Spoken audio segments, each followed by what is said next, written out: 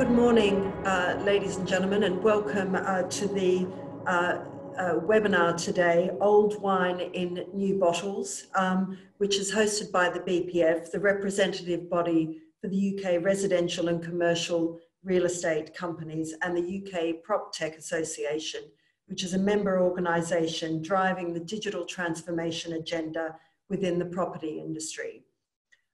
This webinar forms part of a weekly series of digital events to help both memberships negotiate the new challenges and opportunities provided, presented by COVID-19. Today, we'll be talking about the changes that COVID-19 has enforced on the real estate sector and how the real estate and PropTech sectors are responding. Has there been some continuity in the real estate sector's pain points from prior to the pandemic? And our panelists today are here to help us navigate through them. I'm not sure we can ask them to solve all the problems, but certainly to navigate through those. I'm Leanne Tritton. I'm the Managing Director and founder of Ing Media. We're a specialist PR and comms agency working in the built environment. First of all, I'm going to go to Guy Adderley, who's a UK country manager at Forsite. He's a company that is passionate about digital transformation to make real estate safer, simpler and smarter. Well, I have to say, Guy, now is your time. Neil Gemesier is the Vice President International at Yardi, and he joins us from Amsterdam today. He wears multiple hats, according to his bio, but obviously not today. And he's responsible for managing operations across Europe, Asia Pacific and the Middle East. And he's hopefully going to give us insights from across the globe today. Michael Crawford is Head of Technology at Colliers and looks after the strategy of delivering new solutions to enhance and innovate occupier experience with technology capabilities that can help managing ongoing health and safety for returning to the workplace. Michael has been focusing on tools such as blockchain, AR and VR, thermal body cameras, air quality monitors, and people flow control. And also now Gilbert Lennox-King, who is Sales Director at Reavis's new business, Symbiosi, which is a tech and sensory platform that assesses space utilization, indoor environmental quality, and in-company collaborative networks. So I'm glad that is now over. So welcome to you all. And as I've said earlier, we're not going to ask every panelist the same question. We're going to try and keep this as fast moving as possible. There's a lot to go through today. And I think that most importantly, let's start off with the guidance released last night from the government on relaxing lockdown. So I'm going to go to Michael first. Michael, is it clear enough? Does it help you? You've been working on this for weeks with all of your clients and occupiers. Where do you see this? Where are the gaps? What is still missing in this guidance? The simple fact is that the guidance is still a little fluffy. I think everybody has seen the various media out there that are kind of asking the questions over Sunday and Monday in the UK, especially to say, what are we doing? The bottom line is work from home if you can, don't work from home. That's still very unclear. Carrying out risk assessments, trade unions, your workplace, 2 meter social distancing wherever possible, but manage the transmission risk if that isn't possible, and then reinforcing cleaning processes. So the key kind of 5 points that were driven again didn't really holistically give us the answers that we wanted. So what we've been working on, especially at Colliers with the fantastic team all across the board, is what are we going to do and what do we feel is best practice based on those guidelines. So we've taken mitigating risk and reducing that risk from physical technology all the way to people and process, and addressing all of those points. So that's been the key core areas for us. There isn't a magic wand, unfortunately, to say you must do this. We all wish there was. I think it's quite evident that that hasn't happened. But when we look at various different sectors, we can at least put our best foot forward and use a bit of common sense. And Neil, can I ask you, in terms of what you've seen happening around the world, are the guidelines similar, or do they differ greatly from other locations? Yeah, hi, good morning. I think the guidelines are in many ways similar in that there's a little bit of obscurity in terms of exactly what the guidelines are in certain jurisdictions. And if we take from a conversation I had this morning with a team in Sydney of large owners and operators of buildings, whereas the guidelines are is one can go back to work, there are still concerns about how one does that with high utilization of public transportation, i.e. trains and buses, and a question about cleanliness. And one can see that across other asset sectors too, in terms of retail, is that whereas retail malls are starting to be open at a certain percentage rate of occupancy, let's say, 20 to 30% of what might be normal traffic through a retail shopping center, I think the reality still is that there's this hesitance from the consumer or the tenant to actually go back to work until there's greater clarity as to how best to do this, and how the overall ecosystem of government and property owners and managers are working together to ensure that there is a degree of safety, but also then ongoing communications in terms of if the policy needs to change. And I think you raise an interesting point about confidence with people coming. But essentially, I guess what we're talking about today is how do we give people confidence to come back into buildings? And again, to sort of Gilbert and to Guy, what aspects have you been working on that allows people to get some of that confidence? And I'm talking at this stage within the building, and then we'll move outside to sort of transport, because that's obviously the biggest unknown. Guy?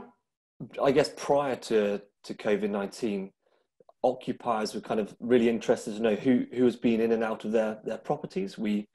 Most of us all rent desk space, we have our offices, and we pay our service charges. So we needed to know what was happening in our properties. Now, this is becoming more apparent with, as Michael touched upon, the cleaning operations and actually the standards of our offices. So when we go back, are we going to be satisfied that they are safe, clean, the air quality is okay, and the routes to the office? I say being in the office is actually generally okay. You've got the social distancing aspect, but it's the processes of physically getting to it. It's the lift lobbies, it's the access control, it's just the main reception areas getting into the offices. The owners and operators need to provide some clarity, I guess, of how that's going to work, and solutions, I guess, such as ourselves and working with Gilbert at HP Reavis. There can be some really great data to show how busy buildings can be prior to going in there, and giving you vital information to make sure your journey to and from and within the building is safe. So I think technology is going to play a big impact in terms of is the office a safe place to be in at the moment? I would agree with that. And I think one of the big things is just how are we going to alleviate that fear and build trust in going back into the office for occupants. And I think the minimum is really cleanliness. So how are you going to verify that spaces are being cleaned properly, that they have the right amount of fresh air and enough space for social distancing? So I think those three factors would be the key ones for people going back into the office. Reading the government's latest guidelines, that as Michael said earlier, they're not hugely prescriptive in that respect. So it'd be interesting to see how people interpret those guidelines over the coming weeks and months. Michael, from a leading supplier or service provider like Colliers, what are you seeing across the demands of your clients, i.e. the owners and operators of properties, and how do they envision implementing some of these new conditional statements or processes to ensure employees of the tenants are safe? The simple fact is that restrictions are being put in place in terms of the workflow. We're looking at lifts, staircases, as people were alluding to, putting floor markings, signs, everything else, because people are saying, what do we do? They're coming to us and saying, you know, we're as unclear as anybody else. What are the guidelines? What are the draft guidelines that we had initially? So we've been working from those to say to every building, we've got you covered from health and safety. The policy and the procedures are this. That's been rolled out across the various teams, from facilities managers all the way through to the building managers, all the way through. Communications had to be the key because, again, people are very concerned. We're still going to be restricting the numbers in the office, but in some places, again, the government guidelines around call centre staff and all of this type of thing, it's a minefield. So all we're doing is putting various technologies from a practical, integrated, kind of layered approach, depending on the cost element at the end of the day, to see who and where and what's going to pay for it from landlord or tenant, customer, occupier perspective. So we are reinforcing again to say to everybody, we're doing as much as we can within budgetary constraints at the end of the day. It's no different to the IT world of cybersecurity, where you put multiple layers in place, but you mitigate that risk down to whatever small percentage it is. So again, we've spoken to all of our tenants and occupiers in every building. We've spoken to the landlords or the owners of the buildings, and we've tried to meet somewhere where, you know, synergy is paramount. And Michael, you raise an interesting point, which is it seems like what you're saying, that there is a sort of crossover between cost and risk assessment. I mean, I know every employer is saying that they're very concerned about their staff and they're doing everything they can. But is there a sense that you're getting that there is, you know, no matter what you do, an element of risk, and people are willing to bear that? And how is that being communicated to sort of end users, if that is the case? Yes, so the bottom line is all the way through the hierarchy within Colliers, everybody knows their role. Everybody knows and has listened to these exact questions, taken those on board and come back with a plan, a structure and a strategy that is real, not just far-fetched, that is never going to take place. And what we've managed to do is actually get some costings and budgetary requirements and work with the tech providers, the prop tech providers in this space, that are able to provide solutions that are all of a sudden not just all about capital. It is from an operational kind of expenditure model. This is sustainable for businesses. And then we have a collaboration between those technologies and those people as well. So if there is the ability to work from home, it's now posing the question about what people do with that space. It's not, I've got an office, I'm just going to fill it with as many people as possible. It's now actually looking, saying, do we have special concentration areas? Do we have utilisation for healthy workplace well-being and wellness? What is the experience when those employees, because staff retention's number one, as we all know. How are we making sure that these people are comfortable in the workplace when they come back in? So there are tools like Gilbert's, like Guy's, Neil, other people here that are able to offer these solutions at a price point that makes it palatable for businesses, even though they've been either losing revenue, firmly holding on to capital. It really depends, but we are doing as much as we can and being unique to every building. Not everybody's the same. So some people try and do a blanket approach, and that doesn't work with different size buildings. One of the things that I was just going to make a comment. One of the things that I find remarkable is that over the last 8 to 10 weeks, it's amazing in terms of the number of organizations that have had to move to a work from home environment, and how organizations have adapted to that, and the employees and their families respectively. And so I think organizations also take a little bit of a pause to say, is it required right now of how quickly does one have to move back into the office, and how quickly does one have to open back up? Because generally speaking, things are operating today, not to the same efficiencies, but I think it's giving a lot of organizations time to rethink in terms of actually how they manage their core business today. And if one thing that working from home and these isolated workforces now that are working remotely has shown, is that there's room for improvement in everyone's business today in terms of how they operate. and that one operates a certain way when everyone is together, whether it's in a typical office environment or a retail environment, et cetera. But there's collaboration that's one is capable of when one's in the office, but when one's remote, some of those face-to-face processes break down. And what we're certainly seeing in terms of our clients is that they're using this time to evaluate what other parts of their business they can use from a process improvement point of view, what other processes they could digitize, whether it's communicating with existing tenants to allow them to better communicate when the building's opening, what safeguards they're taking, whether it's the opportunity to communicate to existing prospects, so prospective tenants in terms of who are interested, and obviously back up to the owners of the assets, but also in terms of just how typical day-to-day processes can be improved too. And I think that's one of the positives that perhaps if one can see a positive out of everything is it gives people time to reflect in terms of how things also have to improve and use technology to be able to do so. And I think it's interesting, Michael was talking earlier about sort of well-being, and well-being in buildings for the last couple of years has been very much, focused around sort of yoga and collaborations, and we're back down to the actual, the health of a building. How does airflow work? Is it being cleaned properly? Which I don't think has been given enough sort of due respect. Guy, I'm just going to ask you, just in the short term, because I think Neil raises an interesting point, in terms of longer term, how we manage buildings. But we have, with COVID, we've got a very short-term issue in the next couple of weeks of people coming back to work, and then also other peaks that may come along, and how you let people out of buildings and back in, and we don't know how this is going to work. Are you looking at contact tracing, and what about actual testing of people with some of the testing that's being done for NHS workers? Do you see that as a thing? Actually testing people before they come into the building?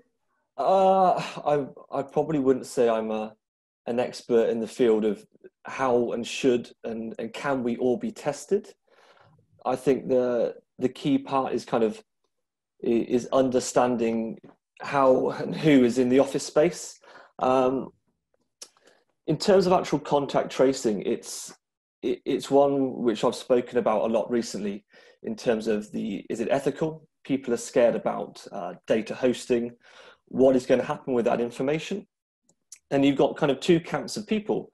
I think some people are absolutely fine with that data being not necessarily used, but actually utilized. So if you do contract COVID-19, the tracing apps work and they inform everybody. The problem is that not enough people are downloading them. So in the places where they have got tracing apps, there's simply not the quantity of people to actually make them useful.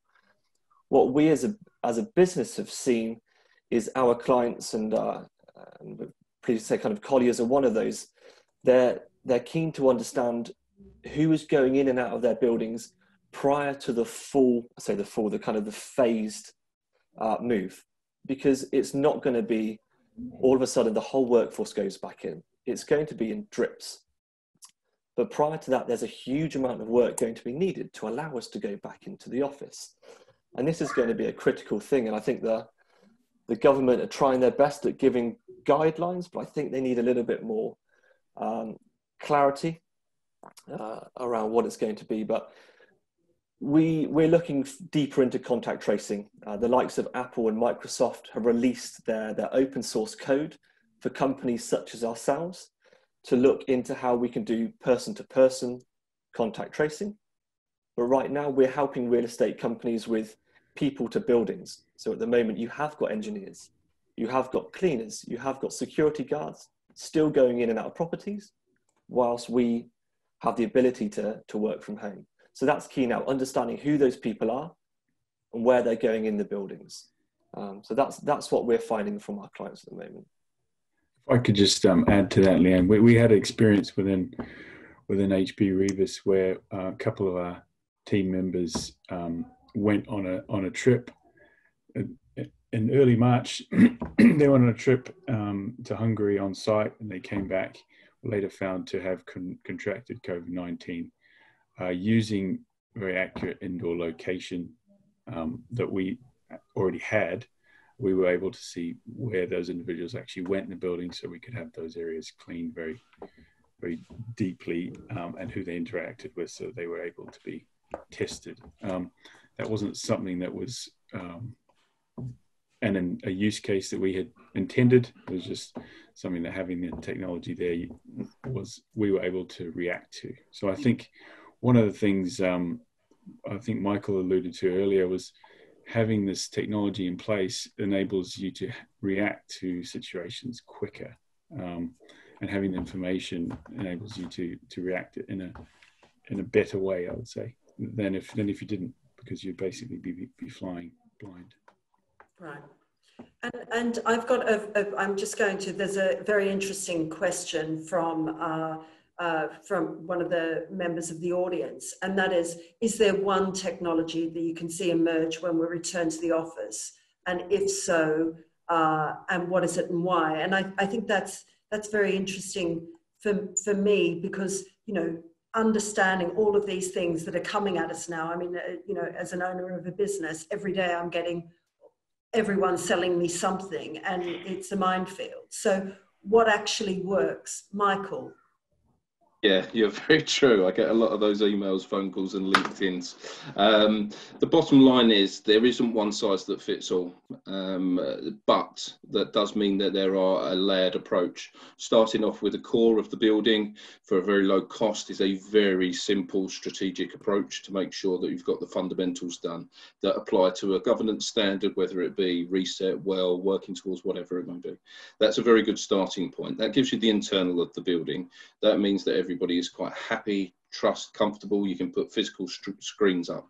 Now, the other layers that you can put through there are thermal imaging. You can go on the compliance gravy train as much as you like from this one. They're no different to a CCTV camera, and GDPR states that you have to put up a sign before everybody goes, this is mad. Thermal imaging is definitely one of those. There's cameras out there that you will all be sold that are very poor quality, that all of a sudden 2,000 suppliers have appeared. We've gone for a very high-end solution that is being implemented. We are also looking at people flow control systems.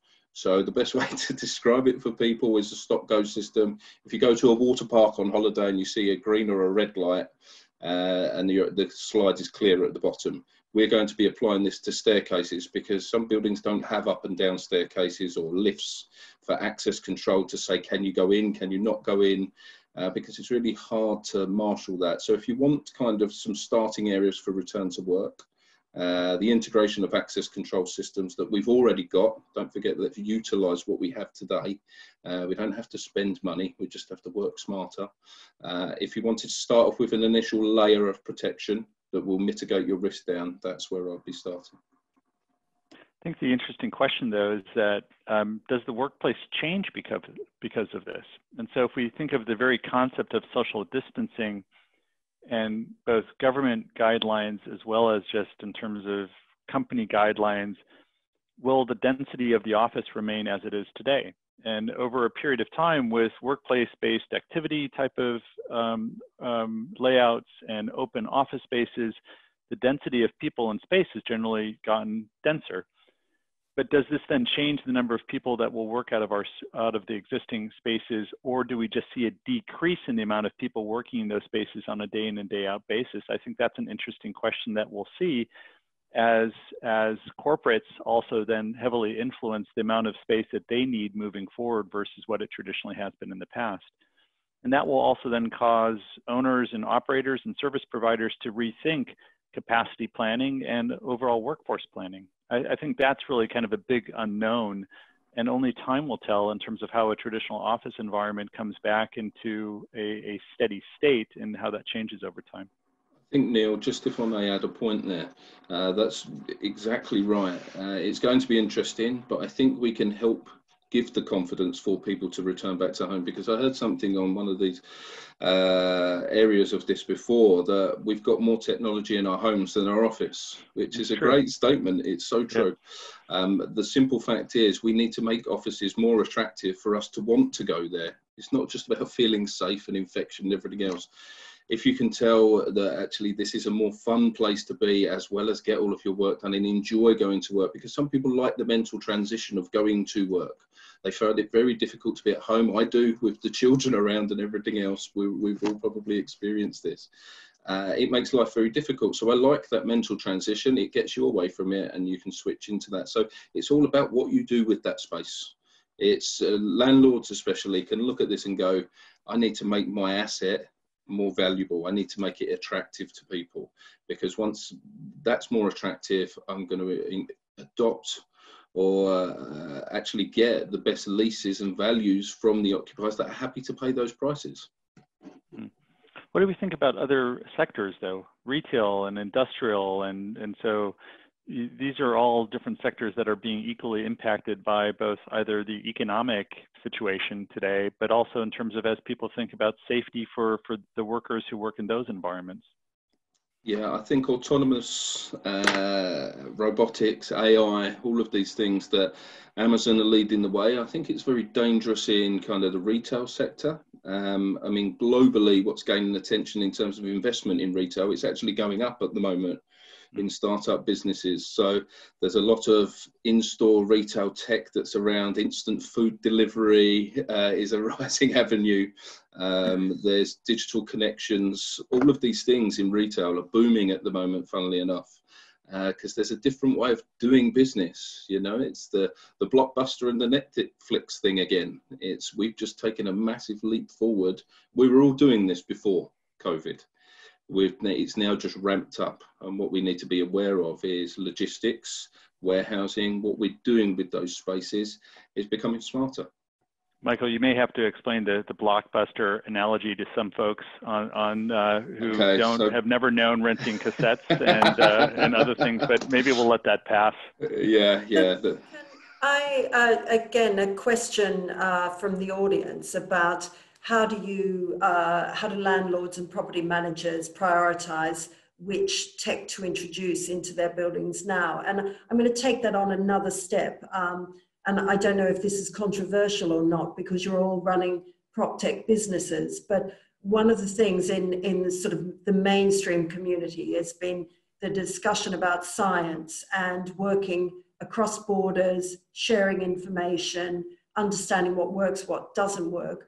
Can you see a situation where someone like, the BPF or that collates information about what does work and what doesn't work? So it's a service for occupiers to know what's, as you said, Michael, before, there's some stuff that's good and some that's not so good. Do you see a rating system? Yeah, I think so. I'm just going to jump in. There's no hand up process. I think the bottom line is there is going to be a lot greater risk to adopting technology because you're doing it in a shorter space of time. So therefore, expertise is paramount, to have a fresh pair of eyes from outside of the business, to ask the right questions. Why are you adopting this in the first place is always the one. As I say, simplify, stop, or innovate are three powerful things. 9 times out of 10, I will tell people to stop. It doesn't mean to say that they're not doing the right thing. We just need to look and focus, as you rightly say, is why are we doing this? I think the UK PropTech Association is a very powerful tool because it gives you some in-depth insights into the marketplace. Unisu, James and Eddie are doing a fantastic job over there. That's another platform that you can have a look at and actually drill down and state what it is that you need in terms of a project. There's not many people out there, unfortunately, in this space at the moment that aren't sitting in the relevant places that it's their job to say ours is the best solution.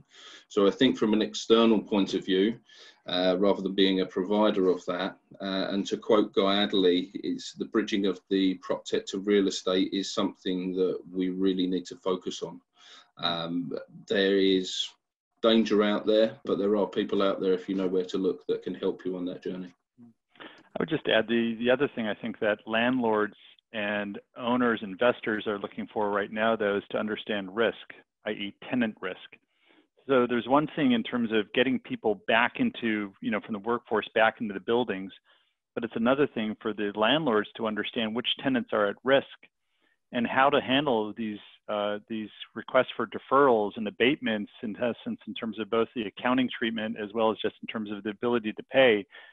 So which tenants, which industries, which sectors of the industry are at risk of just defaulting and no longer being there, so that they can actually then also manage their portfolios moving forward too. And oftentimes that data is difficult to come by as well. So I think a lot of focus that here and today right now is focused on managing tenant risk and having better exposure to that too. And just I've had a couple of questions about workers' confidence, people who work in either a call center or an office or a retail environment.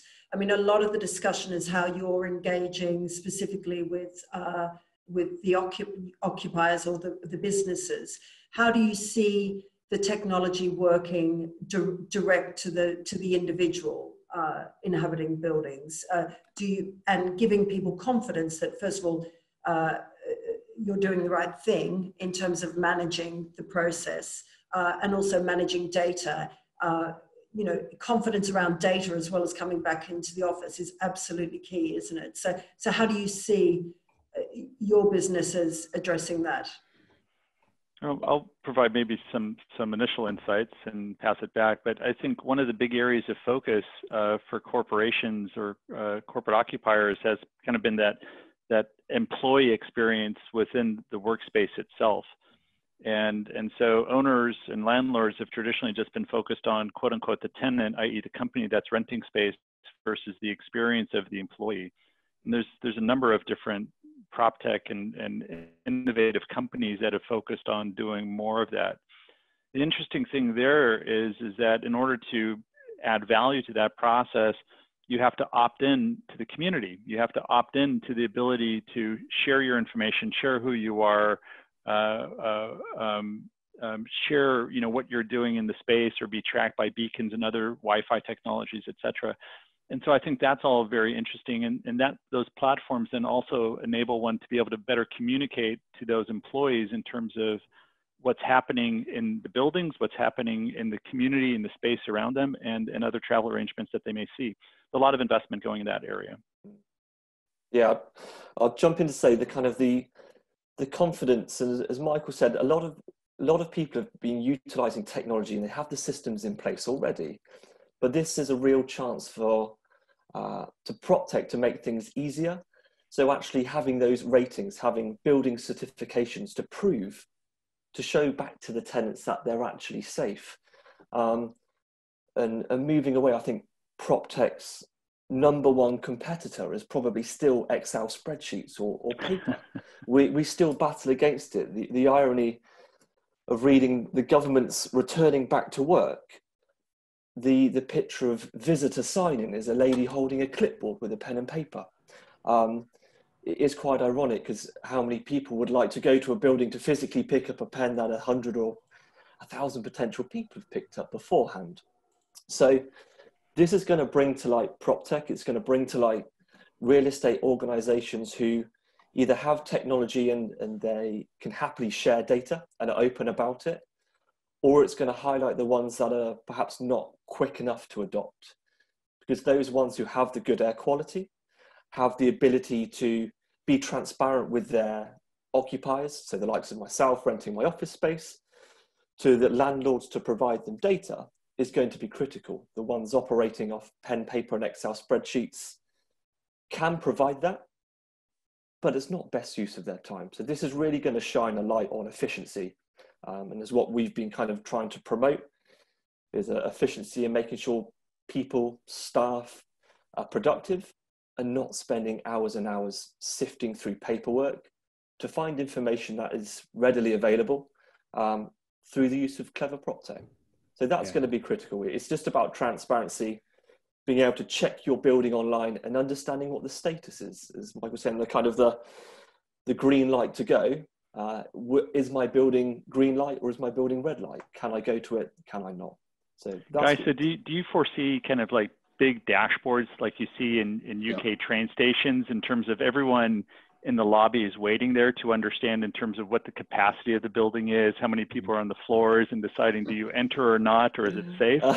Or is that maybe a little bit too outlandish? Closer. I mean, dashboards have been bounded around for a long time. I think a lot of clients, when presenting technology, because prop tech is, I guess, is relatively new, the first thing they say is, "Do you have a dashboard?" And it's kind of, what do you want displayed on the dashboard? And not quite often they're not entirely sure. I'm not a futurologist. I can't say what we'll be having. Michael's obviously having some deeper conversations about some very clever technology, but we're joking about the situation, but actually, I think, yes, I've seen a lot of work around digital signage, specifically around shops, to understand the capacity, understand which areas are busy. So yeah, I think in some forms, and we do it already. I mean, we do it in a property management, facilities management, but we're talking a lot about commercial properties, but before those commercial properties are there, they need to even be built. So we're seeing a lot of construction companies trying to understand the data of how many people are physically on their building sites. Yeah. So yes, in some shape or form, we need to develop or have better systems to understand, I guess, that quantity or density of people in specific areas. Yeah, so, yes.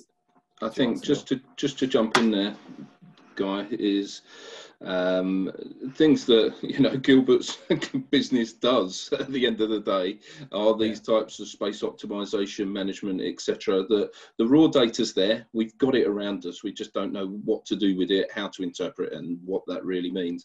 The communication, yes, we can put signs and screens up instead of having the BBC in the reception area on the telly telling us more bad news. We can actually see what's going on in the building and spread some happiness to say the air quality is great, this building is certified, just to tell people, rather than put the tech in, actually tell people what you're doing. We're all falling short of that.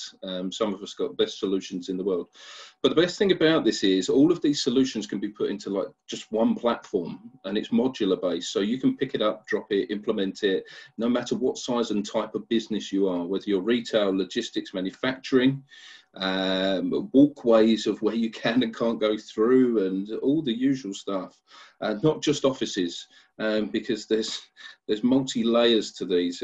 How many manufacturing companies have got offices within them? It's all one and the same thing, and I think we can just guarantee that we've got to let people, employees, internal and external, know what is going on and what we are doing to help them. We are discussing with so many building people, that owners and occupiers and tenants, and we're trying to get their opinions to say, what do you want and how do you want to see it? Because then we'll go and have the discussions, of which we are. People have got different requirements, but we're just letting them know, look, hey, we've got you covered. We want you back in these buildings, and this is going to make it more attractive for you to come to that. But communication, again, is just paramount, whether it's visual, with visual people, verbal. We use portals from a communication occupancy point of view. But again, sitting behind each other at a desk now, you can't do hot desking. That's been ruled out of the guidelines. So now you've got to actually move your desks further apart, or you've got to have plastic screen dividers. How far do you go? Different people, different requirements. Be interesting. One thing I see is coming out of this is that leases become shorter in duration, and that corporations want better flex capabilities. So rather than signing up your HSBCs and others, as an example, your large traditional corporate occupiers in London, is not signing up for a 5 or 10 or 15-year lease with certain break clauses, but providing potentially shorter leases to be able to have more flexible capabilities in terms of the changing landscape as to how to manage that workforce. And I think that will be interesting for landlords to be able to cater to, in terms of both within their tenancy contracts as well as their asset management planning moving forward, is the impact to space requirements overall in duration. So can I just related to a couple of questions coming through from the audience, and this is ties in again to what Michael was saying, and this is sort of the boring stuff, the cleaners and the people, washing your hands, doing the basics. I mean, are we at risk of thinking that there's some scientific solution? And I'm just wondering, certainly in my lifetime, cleaners, facilities management people quite often in buildings are hidden away. Do you see them being more important, more front of house to give people confidence and perhaps paid differently? I'm wondering what's going to happen on that very human level. Yeah, sensors is the answer. Simply put, population density, how many people, footfall, when things need to be cleaned. We can collect all of this information in this data. We can put signage up. We can do all of these things. Generically, everyone knew where a washroom was to go and wash their hands. It wasn't, hey, you've got to be directed to go and know where these facilities are. I think, again, there's some great companies out there that actually put sensors in hand towels these days, soap dispensers, so you can see levels, how many people have used pump spray, anti-bac. There are a multitude of things. I think wayfinding, signage, will be more paramount. I know that we're doing it in every single building specifically to let people know where all of these facilities are if they didn't already. I think it's probably just creating the awareness to let people know that there's choice there. If you want to go and do this, here it is. And then the landlords, the owners can actually get that raw data and use that as an exercise to actually measure the spend of their building as well, and then adjust according to the service charges or the shorter term leases that are going to happen. One of the big questions from the audience is about transport. So we're talking about the control of buildings, how dealing and what are the solutions, or what are you working on in terms of transport? So you control people when they come into the building, but actually you've got no idea how they've got there or what they've been exposed to on the way. Who would like to answer that very big question? Gilbert. Gilbert, yeah, he's very quiet. Come on, Gilbert, you give this one a go. There's no right or wrong answer here. I think what's been interesting to me is that looking, at different parts of the world, you've seen different responses. So, look, I don't know how transport is going to be dealt with. I'm just going to say it. I mean, coming from spending a lot of time in Hong Kong, where the trains are well ventilated and state of the art, and then experiencing the London tubes, which are not essentially. I remember going actually on the London tube one day with someone who had like a portable air quality sensor and looking at how bad the air can get on the tube. I think that is, it's definitely an area of concern. I don't know how that is going to be dealt with. One thing that's been interesting to me is looking at, talking to some of my colleagues in Singapore. There was some talk earlier about, thermal cameras. They're using a lot of thermal cameras in Singapore, and different attitudes to PPE as to whether you should wear a face mask or not. Our colleagues in Slovakia, they have to wear face masks and gloves when they're going out. The recent government guidance basically says that that's not necessary. So I think, coming back to your earlier point, Leanne, what can the British Property Federation do? Is maybe, I mean, it's a confusing area for a lot of people. So we can just take the government guidance and look at the offices and say, density, that's something we can control. Cleanliness of the spaces and the air is something we can control, and actually feeding back that information to our occupants is something that we can do in real time. But there's a whole host of challenges related to transport that I don't know. If I could jump in, Gilbert, thanks very much. It's really great because obviously I focus purely on UK. I hear stuff from around the globe, so it's really good to get other insights from other countries of how they're doing it. Because if one country you should wear a face mask, but you shouldn't in another. What's the different reason? It's the same infection, right? Without getting into humidities and TVOTs and parts per million. Exactly. It's all one and the same thing. So I think we can control certain things. I know from a very large transport infrastructure company that things are happening at train stations and are being rolled out. I can't say too much more, obviously, but there is plans afoot, as well as public transport, to make sure that they are mitigating that risk. I know from a technical capability that is plausible, and it will be efficient, and it's very similar to what we are at Colliers adopting, and so it will be a continuous multi-layered. That's why we're trying to future-proof this, because people are saying, what happens with transport and real estate in 12 months, 18 months time, if this is all done? Is this technology going to become redundant? What are we going to do with it? The simple fact is we've thought about all of that, and there are a multitude of ways and technologies that you can utilize these without being intrusive. So transport is one of them. Getting to the office on the central line, as I read, at 7:30 is always fun and games. But the air quality, sensor technology, people workflow, that is all being adopted and looked at. It'll be interesting to see if the UK government, though, adopts the similar methodology that Australia has over the past 4 weeks, and that's developing an app that encourages its citizens to have traceability.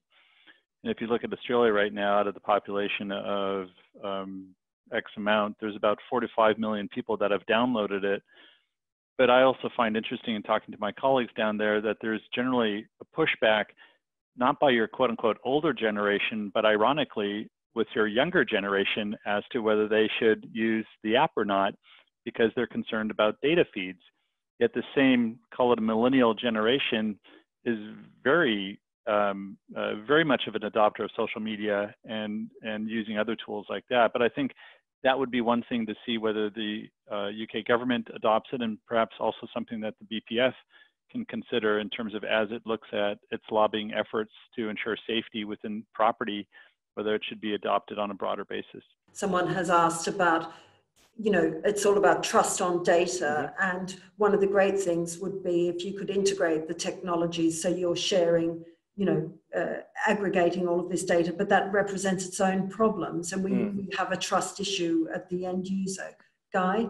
Yeah, I guess it really depends what that data is. I think a lot of the companies who are doing this, the applications in Australia, the data itself is pseudonymized, so it's not directly linked to you. It's just the same as your kind of your MAC address. It just knows that person A has been in touch with person B. It doesn't particularly care about the real personal information. So I really don't think there should be a fear. Obviously, sitting in the background, I don't know what else they're going to be doing with the data, but if it is pseudonymized and it doesn't have your personal name, your address or your date of birth, then I don't think there really should be any fears. But obviously this is something we've been keeping a close eye on. Being in Oxford, some of the leading research and some of the apps that are coming out from this, both in terms of COVID-19 vaccines and actually the tracing app itself, we're very fortunate at University of Oxford has been looking deeply into this. But it's odd, I didn't realise that when Neil mentioned about the age demographics, or the younger demographics, are being the ones who are concerned. Perhaps it's just because they've grown up around technology and they can see what happens, but they're also, including myself, the sort of people who will put pictures up of family, locations you've been. Geotagged, you name it, right? So. Exactly. So we have grown up with this technology. We're used to it. We also understand the dangers because big companies do get hacked. Data does get leaked. But I mean, we're in such a strange situation. Nobody's ever been in this kind of predicament before. And the reality is, I think people really do kind of need to download the app if the UK is going to be deploying it. I, for one, will probably be an advocate to download it.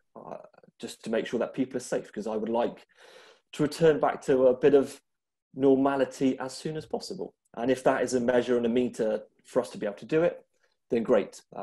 They can have my data. I don't have anything so exciting for them to particularly use.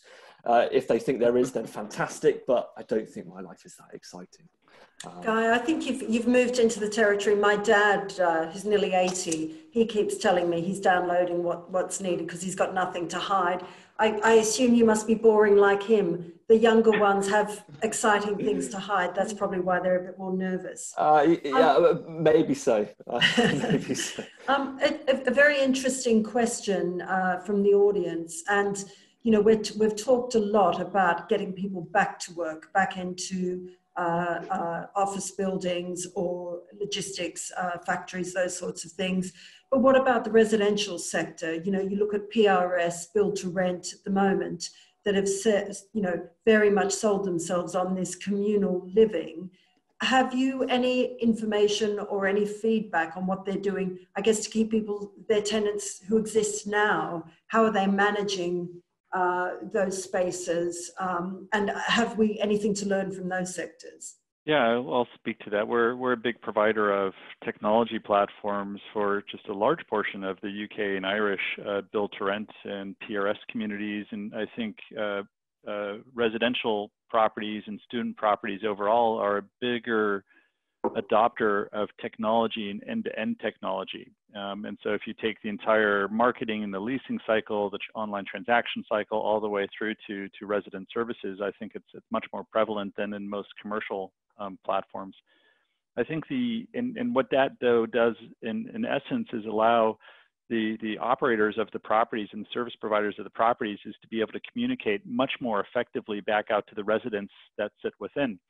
And so as the changing guidance has been provided by the government, is that allows them to use smartphones and notifications and SMS and other things to be able to let those residents know the changing nature of the situation. So I would say that those communities, for the most part, who have adopted technology more readily are more prepared than your traditional owners, operators, and service providers of commercial space. Yeah, I agree. It's the simple factor. Urbanisation, there is the whole smart city, and they're creating these residential co-working areas. I think this is going to become more paramount. You're going to work where you live. This remote working versus the office, a lot of people are creating these smart city areas where you live where you work, and that reduces that improves sustainability as well for the ecosystem and the fragility of society at the moment. So, you know, there's a lot of corporate social responsibility to get this done, to quote Boris, but the simple fact is I'd be reiterating what you said. It's very much the same thing for us. One of the things that's become very clear, I think, through this process is that there is no ultimate solution. And even the government, I think the government guidelines, the reason they're guidelines is because there is no clear roadmaps within the industry is very important. And I just, you know, if there's one thing that you would want to be done now, if I can ask each of the panelists very shortly to wrap up, what do you see as the one thing that will help us out of this, whether it's leadership or whether it's tech? What's the missing thing that's keeping you awake at night? Gilbert, I'll start with you. I see a discrepancy between some of the research that CIBSE had put out recently and the recent government guidelines in terms of fresh air. So that'd be one thing. What's the guidance, official government guidance on indoor air quality? Yeah, very good. Guy? Big question. I think if I can be sneaky and answer it with two, probably again, clarity and speed of action. So both in terms of, I guess, government guidelines, and if obviously we're talking about real estate, it's a largest sector. It's for people to make quick decisions and not spend too long thinking of actually putting action into place. So utilising technology and processes not just thinking about it? Some people don't have, obviously us Colliers we do, but planning for re-entry, they're still holding fire. Their kind of operational resilience is going to be crucial, and how you recover from this outbreak. You know, what's going to be the impact, and what kind of checklist can you create? And at the moment, I don't see, I see some that aren't doing this, and it's quite evident that, as again, the clarity, as just to touch on what's been said before, needs to be there, because otherwise people are saying, well, I'm not pushing the button on anything until I know firmly, because otherwise I'm spending money that I don't need to. And I think that's dangerous.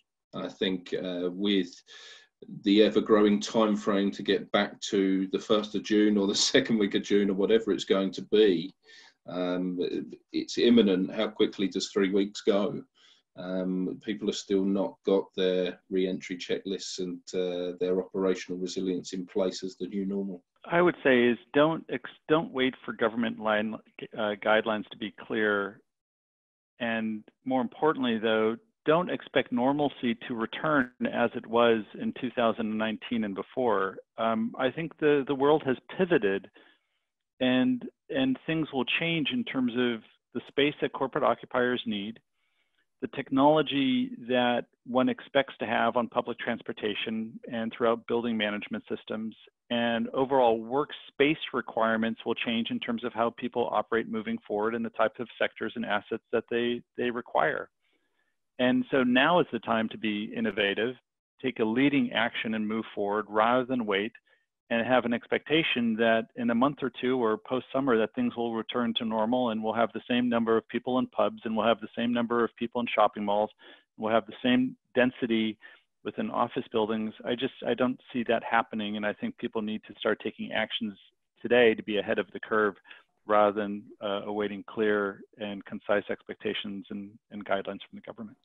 I think just to reiterate is, when in doubt, put people first. So the Professor Joe Allen of Harvard University said something really interesting. We'll soon be in a place where acceptable is no longer acceptable. Right. That's a fantastic quote. The goal is going to be optimal. So I think people just have that in the back of their mind, saying, look, it's all about people. What do the people want here? It's user driven.